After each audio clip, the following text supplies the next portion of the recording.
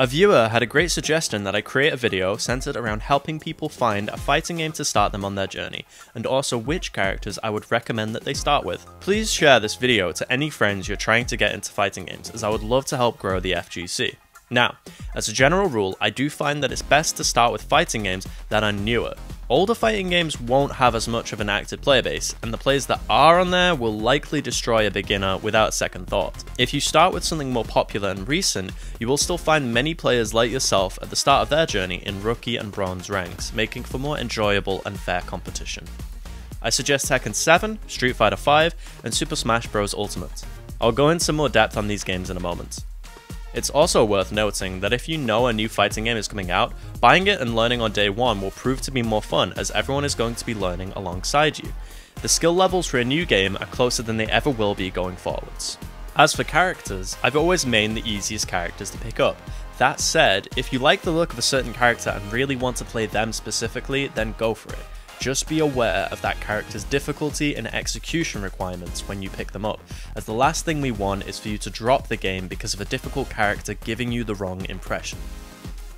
Street Fighter 5 is your most traditional 2D fighter, and in my opinion, this will be the best place to learn motion inputs, which are inputs that look like this. As I'm making this video, Street Fighter 6 is less than a month away.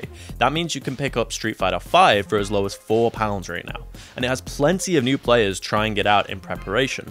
The Street Fighter 6 demo is available for free as well, and I strongly encourage you to try it out, as in my opinion it's by far the most beginner-friendly fighting game I've ever played due to its new optional modern control scheme, which allows specials at the touch of a button, similar to Smash Bros. Of course, I would recommend Ryu to start with, the OG Street Fighter poster boy. He is considered a Shoto, which basically means he has a projectile to pressure faraway opponents, an anti-air to hit jumping opponents, and a projectile invincible move to close in on an opponent. He has some short and basic combos that can net you good damage. Some of these to get you started are crouching medium kick into Hadoken, and a medium punch, heavy kick. You can also punish an enemy's low sweep with your own low sweep.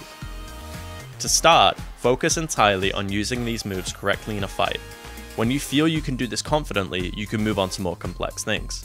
Tekken 7 is a 3D fighter, meaning that you can sidestep and sidewalk around an arena. This may seem to be the hardest game of the three, as many players have legacy knowledge, and the move list here is quite long, but don't let that scare you.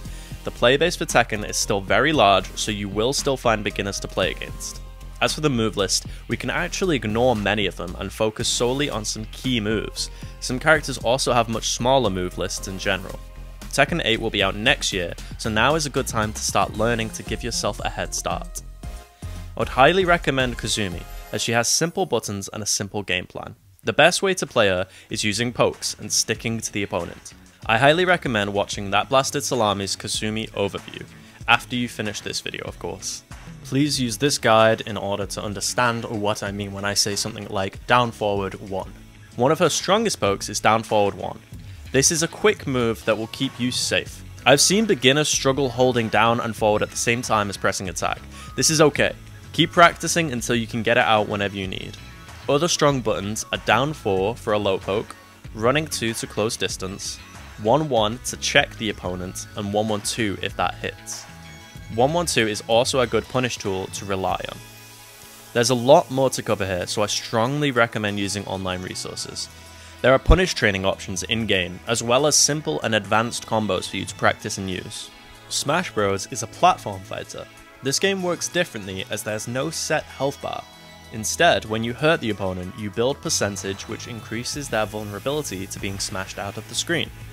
This may be considered the easiest game of the three, as you do not need to do motion inputs or any down forward inputs.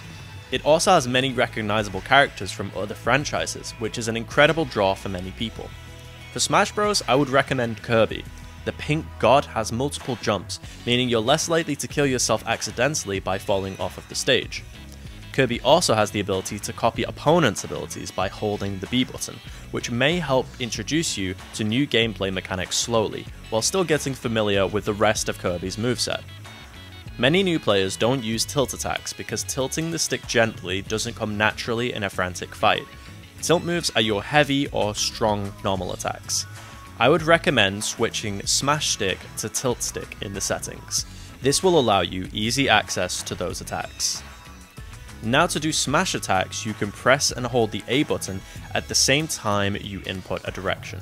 This is generally much easier than trying to tilt, but may still require a little bit of practice. For Kirby, make sure to use that up tilt as it combos into itself. Also, to make use of the neutral air move, you can easily press the X and A button at the same time. I hope this information was clear, concise, and most importantly not overwhelming. I tried to give just some bare basics of a game, character, and key moves. I also wanted to keep the video quite short so that the information is digestible. However, there is a lot more that you can learn from other YouTube videos if you feel so inclined. If you have any questions, please leave a comment below. Otherwise, don't forget to subscribe and I will see you in the next video.